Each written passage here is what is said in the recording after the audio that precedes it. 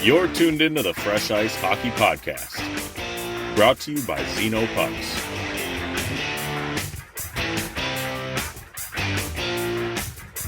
Here are your hosts, Andy and Brian Matusi. Welcome back to the Fresh Ice Hockey Podcast. Andy and Brian with you as always. And as always, the show is brought to you by Zeno Pucks. Brian, what do we got going on this week? I don't know. Hi, how are you or anything? That's not really nice. Oh well. No, everything is going to be going good, though, for this show. I do want to start before we get into all the fun hockey stuff that we have to talk about today, actually.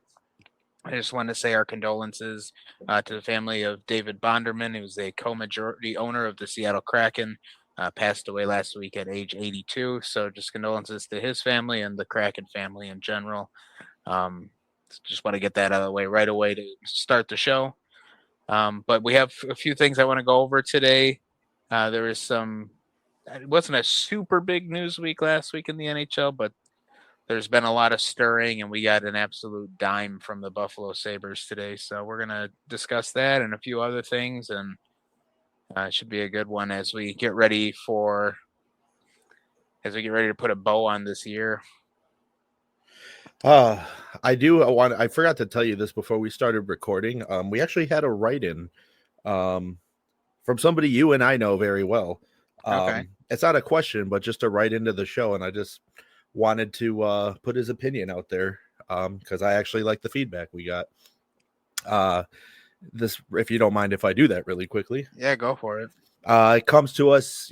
Nobody will know this name unless you know him personally, but it comes to us from Billy Beach. The write-in says, I listened to your last episode. Keep up the great work. Watching Connor Bedard all year. Coaching is probably the biggest reason he didn't make the Four Nations face-off. Featuring him on face-offs? Nope. He is much better off behind the face-offs to pass the puck. I predicted Richardson would be gone by Thanksgiving. I was only off by a week. Bedard was spending too much time in the defensive zone due to line matches. Needs to be better checking in the defensive zone against the boards. Bedard looks fine. Just coaching adjustments and applying proper talent will get them going.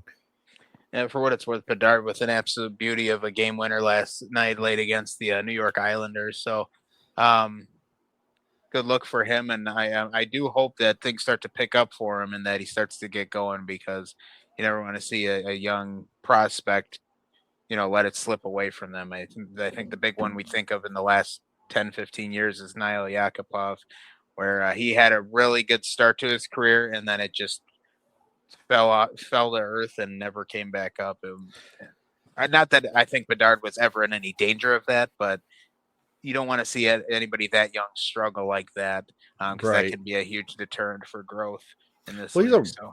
He's a really talented hockey player. Like I think that's worth noting. I think he's just going through a rough stretch right now. I don't think it's, at least not at this point, I don't think it's fair to compare him to Yakupov at this point. No, we're eons from that. I should have even put that out there, but I just wanted to come up with an example of a young player struggling. Yeah, no, I knew what you meant. I'm interested to see who Chicago brings in for their full-time coach. I know that I think Sorensen is the interim coach. You think they'll bring back Joe Quenneville? I think what the odds of that? Dude, I'm kidding. No, dude, it's funny because I've heard multiple people bring that up as a joke, but I feel like because so many people have brought up, it's not completely a joke. Like, people are legitimately wondering that. Dude, if they ever, that's career suicide. Again, you have to burn down the United Center and ship the team out of the country, because that would be horrible. You talk about PR nightmares. That is a dictionary definition right there, dude. And it's crazy though, dude, because I've been seeing it all over social media and TikTok and everything. Everyone's like, well, they should bring back Quenneville, and half the time you can't even tell if these people are joking or not. You're just like, are they serious? And if you are serious, why that is organization suicide right there. I don't know why anybody would even jokingly consider that. As far as coaching styles go, that's a perfect fit, but for very obvious other reasons, that can never happen. Yeah, I don't see, and maybe I'm completely wrong on this, but I don't think we ever see Joel Quenneville coach in the NHL ever again. That's just my opinion. NHL's the old boys club. He'll be back. You just wait for the right opening. Yeah, dude, you ain't wrong, man. Yeah, Babcock will be back too someday. So okay, no, listen. I just wanted to get you going. The problem with teams hiring Babcock isn't that he can't coach; it's that he's a fucking idiot and nobody wants to play for him. That's the issue there. Okay, but Joel Quenneville lets his staff touch players in the closet. So I mean, what are we doing? Welcome to the wonderful world of sports. Isn't it amazing the shit people get away with and can still have a job? Yeah, I guess. But you know what? We've had professionals on this show that have even said Babcock is an asshole. So just saying. Yeah. Well, I think we'll leave it at that because I think wasting any air on a Quenneville to coach Chicago is silly at best. I just wanted to throw that out there and say thanks to Bill for writing in. Yeah. Now we'll get to a trade, and this one actually makes me laugh because of how much we've talked about Colorado. They trade good old Alexander Georgiev. They sent him to San Jose. The main return in the trade, of course, is Mackenzie Blackwood. So a goalie swap for those two teams. And truthfully, first of all, obviously Colorado walks away from this trade winners. You get rid of Georgiev, who's just an unusable goaltender. And you bring in Blackwood, who I know he's played in San Jose, so his numbers aren't pretty, but a guy that's a very technically sound goalie, a guy I think with a really high upside for them. It certainly can't go worse than what they had with Georgiev. Right. But I think since they've made this trade, they've played 3 games, and let's see, they beat Pittsburgh 6-2. They lose 4-1 to Utah and beat Nashville on Saturday 5-2. Okay, well, beating Nashville's not really an achievement. It's just exactly. So right now, the sample size is too small to see if this will pan out. But ultimately, for Colorado, they've won. If you put it in a bigger picture, in the month of December right now, excuse me, they are 5-2, and so far so good this month for them. I think they're starting to kind of correct things, and again, we expect big things from them.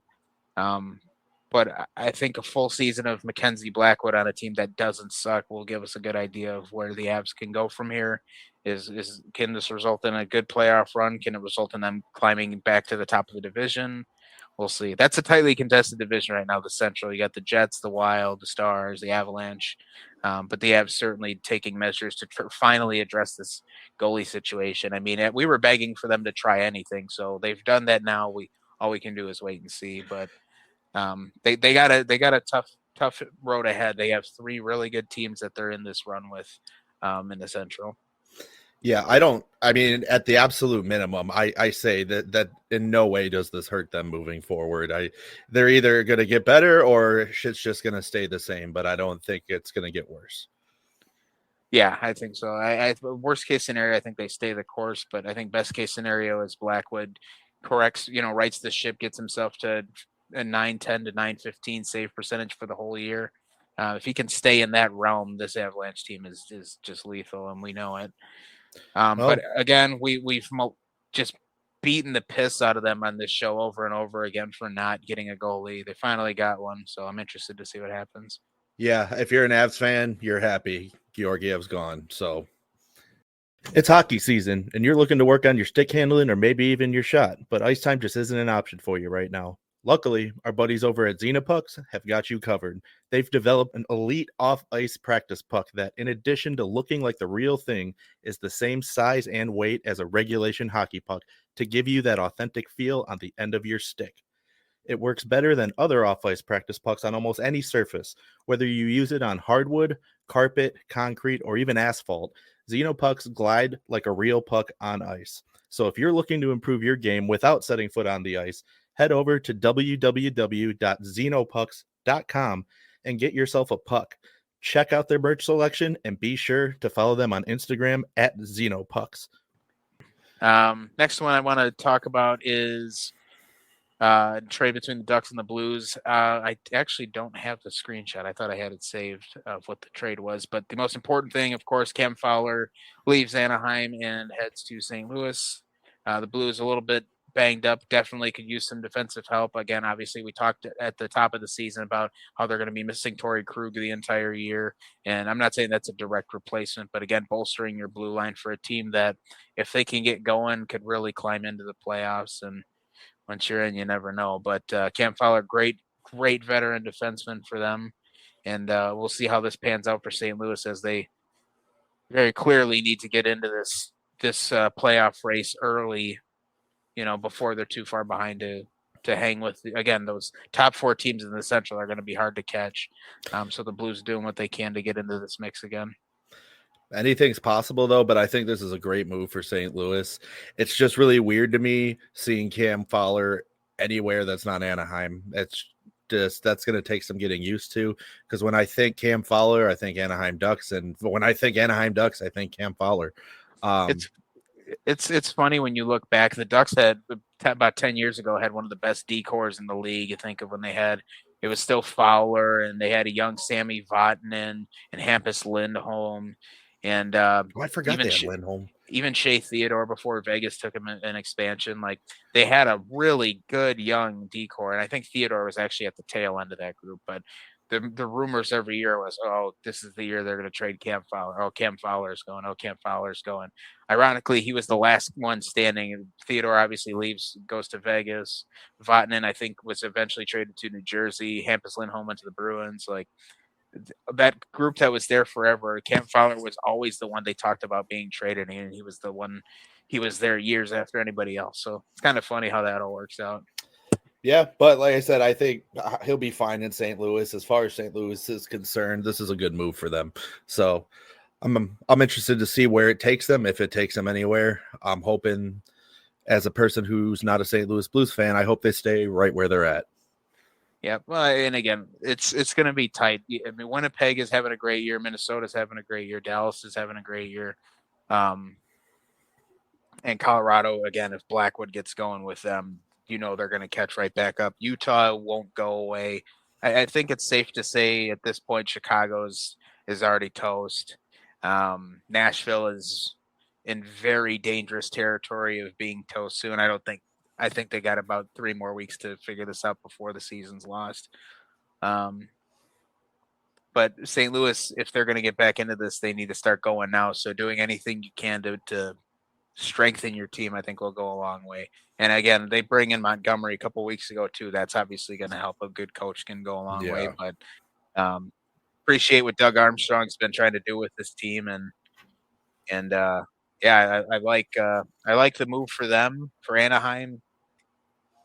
It's just been a tough year. And again, we kind of expected it to not be great for the Ducks, but it just seems like they're another team that's got still a long road ahead of them. It seemed like before this year started that maybe, just maybe, they would start to show some signs of life, kind of like what we're seeing with the Sharks a little, where they're not great, but the Sharks are way more watchable now than they have been the last few years. The Ducks really haven't hit that stride, and I know they've dealt with injuries and stuff, so it's made it difficult. And all the crap with Trevor Zegras and John Gibson, but I think the Ducks are still kind of in this for a little while longer, and I think this season's just going to kind of result in them being stuck where they are. But who knows? Maybe they get a good draft pick out of it. I forget who's supposed to go number 1 in this draft, but I don't know. They might be down in that territory by the end of this year. Yeah, I mean, I remember when Anaheim was like, oh, shit, we got to play Anaheim. Now it's like, all right, well, more than likely we're getting a dub out of this. Unless you're Boston, but that's a story for another day. Well, it's a story for today. It's just a story for later on. Yeah, we'll get to the Bruins in a little while.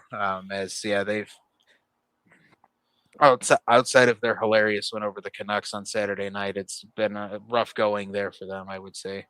But we'll get to them in a little bit. I just looking at these couple trades here. It's nice when you have mid-season trades that aren't all crammed into the trade deadline, where it just seems like teams are desperate to make moves for the sake of making them. These moves, both of these trades that we talked about, feel like they'll have an actual impact on the teams that essentially won them. Colorado needed a big goalie. St. Louis could use the help on the back end and kind of the injury issues they've been dealing with too. So we'll see. We'll see what happens for both those squads. I am excited to see what Colorado does with Blackwood, though. That could be a really good match. Yeah, I'm actually pretty excited. I'm just excited that Georgiev's gone. I'm not even a Colorado fan. I was so tired of beating that dead horse that I'm just like, all right, the future's now. So we'll see. Well, and Colorado cleaned house too. They also moved Eustace Annan in, and I don't even know if we talked about that. We did not. But I believe that was for Scott Wedgwood, I think they got in return for him. So now the Avalanche have 3 guys with Wood in their last name, which somebody pointed out on Twitter, and I thought was funny. They have Blackwood, or they have Mackenzie Blackwood, Scott Wedgwood, and then they have Miles Wood as one of their forwards. Yep, I would just get a coach named Harry Wood, and we'll be good to go. And in Canada, they actually call him Kilometers Wood, but okay. So, all right. Well, let's talk about Warrior for Life, and then we're going to talk about your favorite hockey team in very short order. Oh man, I'm really going to drag out this Warrior for Life thing because I don't want to. The Bruins are one of the teams in the league this year. That's for sure. Of all 32 teams, they are certainly one of them. Yeah. All right. Well, before my blood pressure rises, I'm going to take a second to talk to you about Warrior for Life. And you've heard me talk about them millions of times. They are a nonprofit organization, and they help military families, whether it's coming back from a deployment or getting out of the military, transition back into what we call regular life. And they do that through the game of hockey. They have their own team of hockey all-stars, former and current military personnel. They go around, they play teams such as the Boston Bruins Alumni Association, which they just had a big game against them at the Warrior Ice Arena. Was that last week? Yeah, that was last weekend. Wow. And they go all around the country and they play these games. It's not just a local thing. They try and get them out everywhere, and it's really good for helping build relationships and camaraderie. And it's, just reminding people that they're not alone. And I really like the way they go about it. There's a lot of former Bruins actually involved directly with the Warrior for Life Fund. Mark Mowers, Andrew Alberts, Kevin Miller. It's just really cool that they partnered with the NHL and the Boston Bruins Alumni Association. They do a lot of good for a lot of people. So if you're interested in learning more about them, or if you're interested in donating to them, you can head over to warriorforlifefund.org. And it will have anything you could possibly want to know on their website. Make sure to check them out on Facebook or Instagram. You can find them at Warrior for Life Fund. All righty. Well, you mentioned some Boston Bruins during your Warrior for Life speech, and we're going to talk about the Bruins now. So obviously it's no secret the start of this year for the Bruins is not great. The slow start resulted in the firing of Jim Montgomery. It started to kind of feel like they were starting to right the ship. I think they went through a stretch from the end of last month into this month where I want to say they won. It was something like, it was like 7 out of 10 games or 7 out of 9 games, something like that. And then they come into December, and let's see, it looks like they won like 7 out of 10 games, which was pretty good. And things were starting to look up. And then last week they go out, they get their doors blown off by Winnipeg, lose 8-1. 2 nights later, come back, get their doors blown off by Seattle, lose 5-1. They win against Vancouver on Saturday night, 5-1. But it almost feels like it's a certainty of life that the Bruins will just forever haunt the Canucks and just always beat them and embarrass them in Vancouver. And so outside of that, after everything looks pretty good for the Bruins for the most part, they just have these 2 god-awful losses in the middle of last week. Did you watch either of those games? I watched the 8-1 loss versus Winnipeg, and then I was still mad, so I didn't even bother watching the Seattle game. So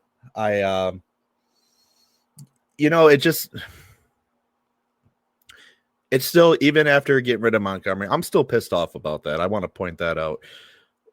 But even after that, even when they went on, 7 out of 10, fine, but it still doesn't feel right. It has not at all this year. At any point have I felt like I'm watching Boston Bruins hockey. There's just something missing, and I for the life of me cannot figure it out. Firing Jim Montgomery was not the answer. I don't care what anybody says. there's something else going on here. And part of it is the front office is clueless. I don't think Don Sweeney has a damn clue what he's doing. If I'm being completely honest, he's just lucky he's in tight with the Jacobs family. So I don't know, man. It's frustrating. And yeah, I'm always happy to see them beat Vancouver, especially in Vancouver. That's my favorite shit. But and you could feel the passion there with Martian. Oh, yeah. When we got the puck, you just feel the hatred that they still have 13 years later for him. And he it was scores personal. and puts his hand up like, I can't hear you. Yeah. It's personal every time. But even still, yeah, you're happy to see them win. But it just doesn't. I hate going back to this because I always get told to move on, or I get told that I'm crazy. But nothing has been the same since Bergeron retired. It just hasn't. So I mean, as a team, you have to move on from that anyway. But I'm convinced that's part of the problem here. And I don't want to get too much into this because I really love Brad Marchand. But you're talking two different types of people here. To go from Bergeron, who is through and through one of the best leaders anybody could ask for in any type of organization, and you go to Brad Marchand, whose track record isn't the best, but I do think he is a good leader and he's a phenomenal hockey player, but you're not getting the Bergeron effect from Brad Marchand. And I think one thing Bergie was really good at is just bringing everybody together. And I'm not saying Brad doesn't do that. I just don't think there's only one Bergie. That's what it is. And I think that's just had a huge effect on this team. The camaraderie just doesn't seem to be there. The chemistry. Not only that, Jeremy Swayman has played like absolute ass since signing his contract. So there's just a whole plethora of things to unwrap here. And it's frustrating for me. Yeah. And I mean, I know I still have the Panthers who are still okay, are still doing good, but I mean, the Bruins are my team, man, and it's hard to watch your team go through a rut. Yeah, understandable. I'd be interested to see, and then I kind of want to take a look after we come out of the Christmas break at the standings for the league, and then kind of do a retrospective look at our preseason predictions and see how incorrect they are thus far. One team I do want to shout out is Washington, who, despite the injury to Alex Ovechkin, is first in the Eastern Conference right now. They are 8-1-1 in their last 10 games, including a stretch of 4 straight wins that they're currently on. Alex Ovechkin has returned to practice with the team, so I would assume he's not very long from returning to game action, which is good as he continues, of course, to chase Wayne Gretzky's all-time goal record. Washington, though, has just been unbelievable. I mean, right now they have the highest goal differential in the entire league without Ovi. They're just playing so well. They were playing great before his injury. This team has really just come together, and I think surprised virtually everybody. I mean, if you ask the guys in the room what they think, they would tell you that they know they're this good. But I think any reasonable person would have expected not for them to even probably be in the top 5 in the conference, much less be at the top of the conference. But again, for the Caps, they are 1 point ahead of New Jersey in the standings, but have played 4 fewer games. They're 4 points ahead of Toronto, have played 2 fewer games than them. They're also 5 points ahead of Carolina, who they've played 1 fewer game than. All these teams that are right behind them have played quite a few more games than them. I mean, they've got Carolina's only played the 1 more than them, but again, they're 5 points back. Like, Washington is not only playing good, but they've built a really good cushion in the standings to this point. Obviously, it's still very early in the season, but they're playing well. Everything's going great. They're going to get their superstar player back. I mean, what else could be going right in Washington right now? I mean, everything's just been so good for them. It's kind of fun to see this resurgence again as Ovi chases that all-time goals record and as the team looks to get itself back into the playoffs again. Well, and to add to that, I've really been eating my words this season that I said when we did the East preview, and I said, if you're a Caps fan, just focus on enjoying watching Ovi chase Gretzky's record because that's all you're going to have to look forward to this year. I could not have been more wrong, and I mean that in the best way possible. I have been very pleasantly surprised by the Caps this year. They're fun to watch. They look like a legitimate team, so it just makes me think, okay, last season was kind of a fluke for them, kind of a one-off. So they maybe Pierre-Luc Dubois was exactly what the team needed to get going. I don't know. Yeah, it is weird how that's worked out for them. But again, Washington has been very consistent with their play. Again, they're second in the league in goals. They are first in goal differential. Everything's just working right. The only team with more goals than them this season is the Jets, and they've only scored 2 more goals. And so the Jets, by the way, 4-5-1 in their last 10. They're still kind of dealing with a rough patch in Winnipeg here after that historically good start they had. So Yeah. we'll keep an eye on how things go there. The other top teams in the West, Minnesota and Vegas, had a really good game against each other yesterday that nobody saw because it was on the NHL Network. So, but those are 2 other really good teams right now. Vegas 7-2-1 in their last 10. Minnesota 7-3. So really, with some really stellar play from some teams that I don't think people would have thought would have been up here to start the season. I think we all knew Jersey, who's top 5 in the league, it was capable of this. I don't know if anybody would have pegged them to be second in the conference. I don't think anybody pegged Winnipeg to be first in the league. Certainly nobody picked Minnesota to be second in the conference right now. And Vegas continues to just destroy everything in their path, seemingly with no signs of stopping. Yeah, that's same old Vegas, man. God, they frustrate me. Because when they first came into the league, I was like, all right, I'm going to follow this team and I'm going to like this team. And then each year I like them less and less. And it's mostly just because I'm annoyed with how good they are. But on the bright side, I like seeing Bruce Cassidy be successful. He deserved it. Boston did him dirty. And now I think we're going to eventually see the same thing with Jim Montgomery now. So back to the Bruins. Thanks for kicking all your fans in the nuts. For what it's worth, I'm not ignorant of the fact that Vegas got the brakes beat off of them Saturday by Edmonton. But again, you rebound, you go play what was at the time the best team in the conference the very next night, and you win. That's what a good team does. The Wild did the same thing a couple nights ago. The Oilers beat the hell out of them 7-1. They come back the next game and win. And so when these good teams like this, when you have good teams like this and they lose games, you always look for how they respond. And the best teams in the league usually respond very well when they get put in a tough spot like that because they know that they can't let that happen again. So you look at a team like Vegas, who again, Stanley Cup champions in recent memory, always near the top of the standings in the league, and it's the culture they've built of you're not going to win every game, but if you got to follow up your losses with your best stuff, and it seems like anytime they suffer a minor setback, they come back twice as strong the next game. Yeah, like you said, that's it's easy to see why people get irritated with them.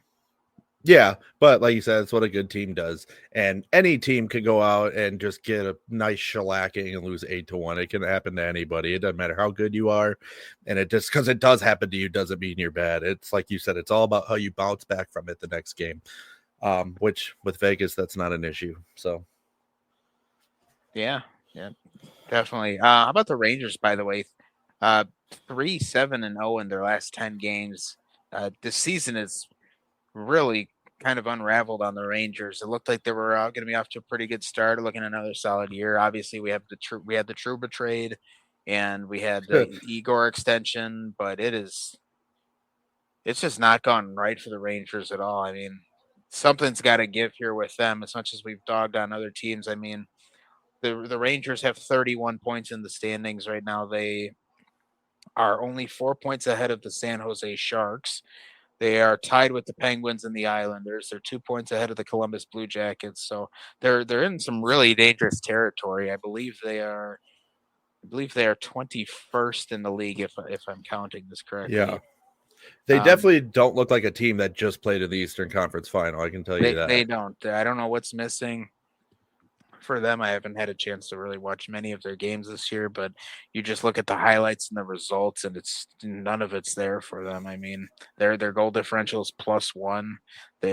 All of their team statistics are kind of mediocre. I don't know what their team PDO is. To clarify, PDO is a stat that tracks save percentage combined with shooting percentage for your team. So it's a good kind of indicator to see if your team is getting really lucky or really unlucky, or it's kind of right in the middle. And that's usually actually a good determining factor to see where a team is at as far as their skill level. I don't know where the Rangers sit right now on that scale, but whatever the case is for them, something is just not clicking this year. So any of our Ranger fans listening, feel free to write in and kind of tell us what you've seen, because I haven't personally had a chance to watch enough of their games this year to make an accurate summation. But yeah, they got to fix things right, because their expectation is to be competing for the Stanley Cup, not the winning the draft lottery.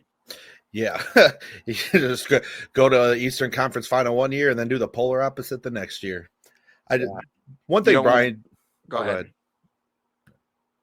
Well, now who's going? Me here?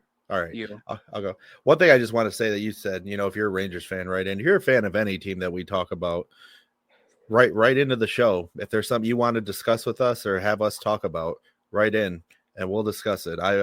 Brian and I are both always open to hearing people's opinions on the team they root for specifically. That always helps, because obviously we're not a fan of every team, but it's nice to hear it from the fan base. So by all means, if there's something you want to say or you want to hear us talk about, let us know and we will do it.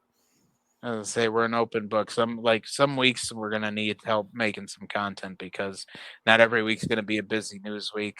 This past week wasn't super duper crazy, but there is two more things we're gonna get to before we're done with this show. The first one is the Buffalo Sabres. So I leaned into them really heavy on last week's show.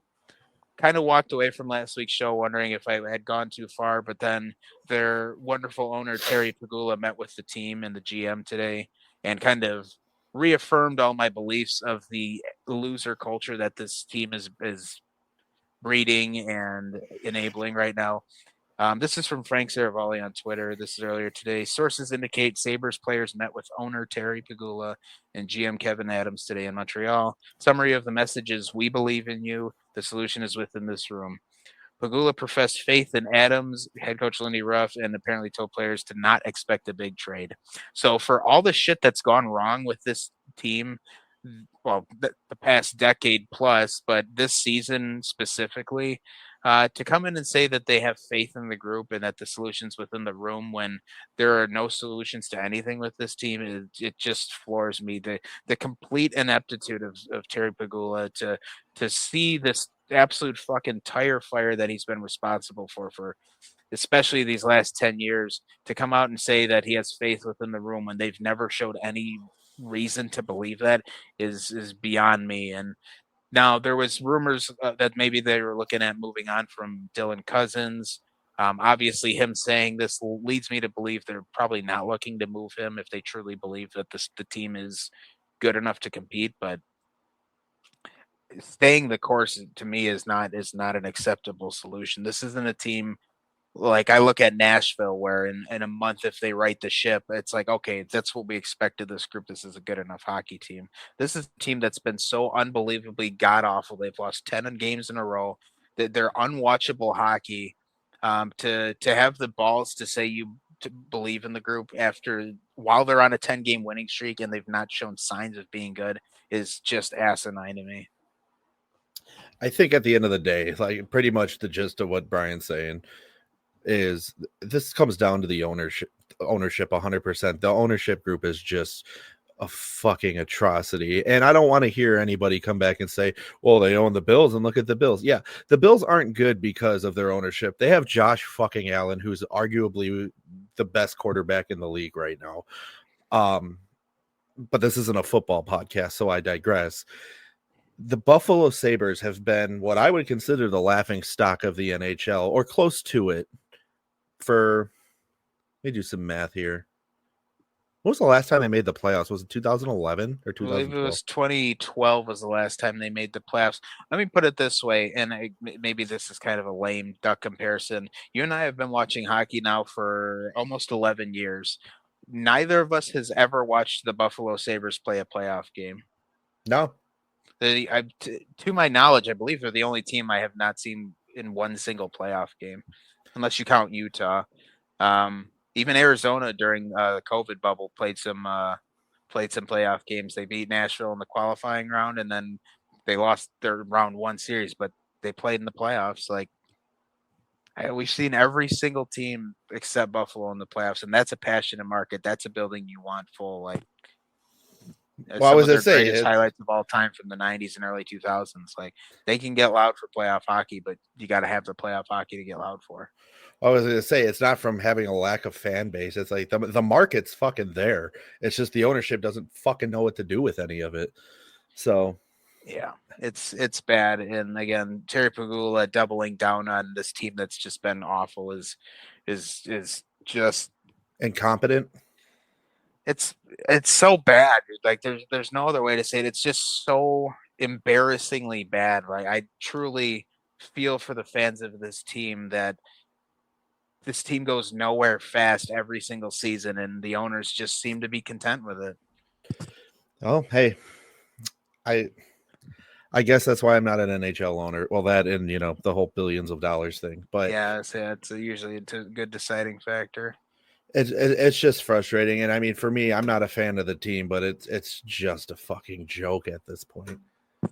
Kevin Adams had an interview the other day where he was, I for the life of me I couldn't find it. I wanted to write down some of the things he said, and so I could read them on here because it was so bad. It's just a nightmare. If you can find his media availability from the other day, it shouldn't be too hard to find. GMs usually don't do media availabilities, but it's horrible. It's a really awful interview. You can tell he's uncomfortable. You can tell one of the reporters is grilling him the entire time, and you love to see that as a fan. But man, as Kevin Adams just seemed violently underqualified for this job. Yeah, I should say violently incapable, not underqualified. I was gonna say not capable of doing the job is what you're trying to say. Yeah, I mean, this is just not. Nothing is good about this for the Sabres. I mean, the problem is obviously the on ice product is not good, but that is completely a result of the disaster that they call a front office. And until they start making changes there, you're never going to see a change in the team production. So, yeah. All right. So I figured we'd follow that up because like I said, I leaned into Buffalo pretty heavy last week, and not unwarranted though. Not unwarranted. And then, like I said, they go out this week and double down. So, I do want to move to this though. We do have a question, and I'm glad somebody finally reached out through the DMs. So this is from Tim in Regina, Saskatchewan.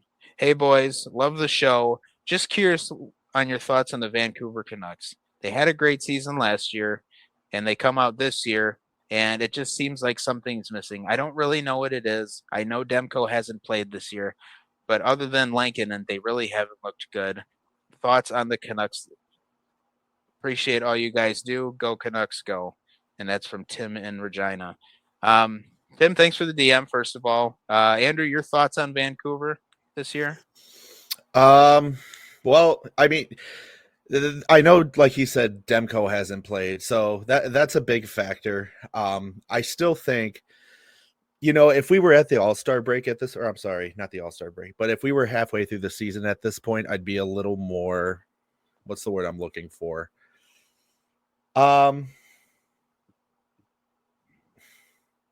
I don't know. I was going to say I can't read your mind. I'm trying to put words together. I'm also running on like 2 hours of sleep last night, so just bear with me for a second. Concerned isn't the word I'm looking for.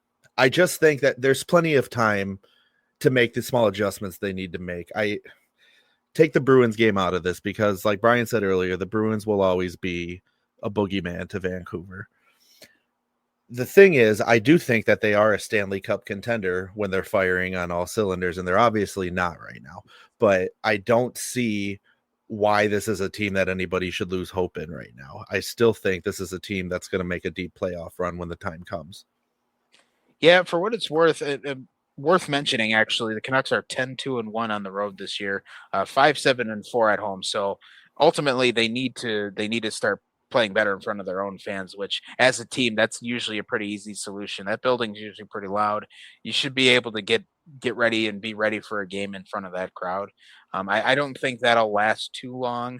But as it was mentioned in the question, Look, Demko was out to start the season. He's their rock back there. They're a way more confident team in front of them. Give it a couple weeks with Demko, and I think we'll be back to the Canucks of last year before too long here. I truthfully don't think if you're a Canucks fan, this is anything you worry about. I just don't see this being a problem long term for the Canucks. They're too skilled a team, and again with Demko back, I think they're going to find their groove and get going. Yeah, like I said, there's no reason to even be nervous right now. I still think it's too early in the season. I mean, I know we're in December, so we're a quarter of the way through the season, but we're not at that halfway point yet where you start to kind of get anxious. There's still plenty of time to get everything, make it become a well-oiled machine, I guess is what I'm trying to say. So don't panic right now. There's no reason to. Speaking of well-oiled machines, another Canadian team that is kind of found their grounding, really gotten going now is the Sens. They're 7-2-1 in their last 10. They're starting to play good. Winners of their last 3. Olmark's starting to look a lot better. I know I haven't been very kind when speaking of him for pretty much any segment we've had about him, but it's starting to work for the Sens now. So we'll see if that continues or if this is just a hot stretch. But as we approach the new year, if the Sens maintain this pace they're on, they will quickly climb into the top of the Eastern Conference standings, as that's still a tight contested race. They have played only 30 games, so it's not like they're in New Jersey's position where they're near the top, but they've played way more than everybody. No, they're right in the mix. They're in a perfect spot where if they can continue to play well and win 6 or 7 out of 10 games at once, that they're going to be in very, very good spot towards the end of the season. Yeah, I don't want the Sens to do well ever. So I don't know what it was. Something about that series between the Bruins and the Sens in 2017 just made me despise the Sens. And I also like them being laughable. So the fact that they're doing well right now just really irks me. But I do really like Brady Tkachuk. Obviously, I have nothing but love for Linus Ullmark. So to see him playing well is a wonderful thing. But I can't appreciate it as a whole, man. It irks me to see them do well. And Brian made fun of me once on this show about my passion. You're gonna get goal horns. Yes, sir. Yeah, I knew dude. Going with this, the Sens is pretty bad. I'll give you that, but I knew you were gonna go there. Yes, sir. The Sens have I would put them in the top 3 worst goal horns, not in the NHL, that I've ever heard in my whole life. Yeah, it's a pretty bad one. And they're right up there with Carolina. Yeah, it does sound like a kazoo being blown through like a coffee can or something. It's not ear friendly, but certainly not one I'd pick on them for. So again, just wanted to shout out the Sens again. Small sample size right now, but it seems like they're functionally. It seems like they're starting to play a little better as a group. Olmark's finding his game. So we'll keep an eye on them because we've known the talent's been there. The expectation the last 2 years is that they would take a step forward, and it hasn't happened. Maybe this is the early signs of them starting to take that step finally. So we'll keep a close eye on the Sens as we approach the halfway point of the year. Another team, and we've mentioned them this episode as well, as Nashville. Nashville is still fighting it. When we do, we're going to do some kind of mid-season review for everybody, kind of check on our predictions, see where things are at. I'm glad we're not doing it today because it would be really tough to do the segment on Nashville, who is now dead last in the league, 8-17-6 on the year. That's only 22 points in the standings. Goal differentials -28. It's among the worst in the league. I believe it is the second worst. Only Montreal is worse. Nashville's lost 9 of their last 10 games. And it's just, it's been bad. It's been really bad for the Preds. So I do want to give them the benefit of the doubt with the talent on this team. They're 10 games away from being halfway through their season. If they win 7 or 8 of the next 10 and start to turn this around, maybe the discussion will be different. But if they don't, this is going to start getting very ugly very fast down there in the Music City. Yeah, I like you said, the talent's there. It's just, where's the chemistry, man? It's bad. It is. I mean, this doesn't look like I feel bad saying this because I got nothing but love for Nashville, but I don't feel like I'm watching an NHL caliber team play when I watch Nashville. They've been hard to watch this year.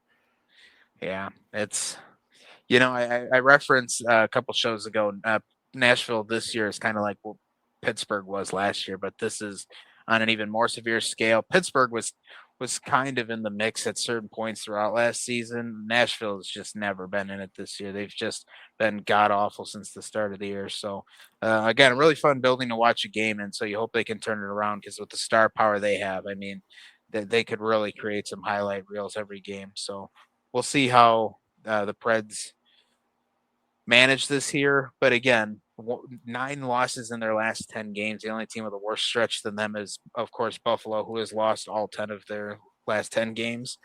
So we'll keep an eye on them. Another team going through some struggles right now. Columbus loses their last 4, 3-5-2 in their last 10. This is more of where we expected the Jackets to be. To start the season, they were really hanging around. They wouldn't go away. But I think between all the injury problems the Jackets have had this year and the overall lack of elite talent, it's just been too much for them to keep up in an Eastern Conference that's quickly getting really competitive. Yeah, excuse me. RIP headphone users. Yeah, dude, I am sorry. What was I going to say?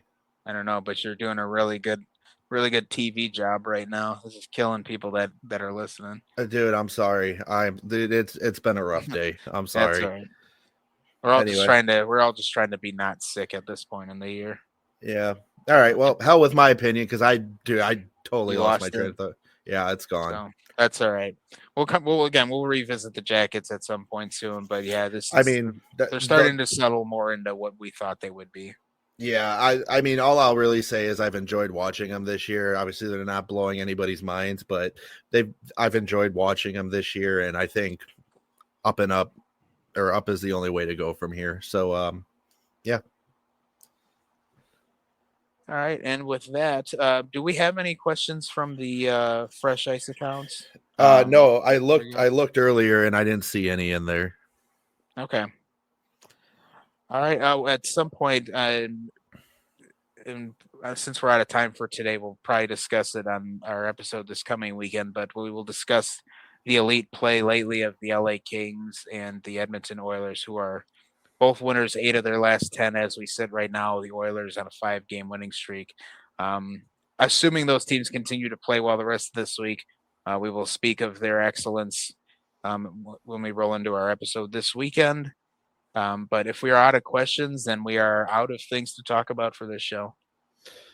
Yeah, and I'm ready to go get some sleep because I'm ready to get some dinner. I'm starving. So that too. Yeah, should probably do that and go to sleep. Yep. So all right. Well, you rest up, and we'll be back this Sunday. There's a lot going on yesterday, so we didn't get to do our show yesterday, but looking forward to doing one again this Sunday as we approach the holiday and the end of this year. With that being said, we will see you guys on Sunday. Everybody have a great week. Tell your folks we said hi.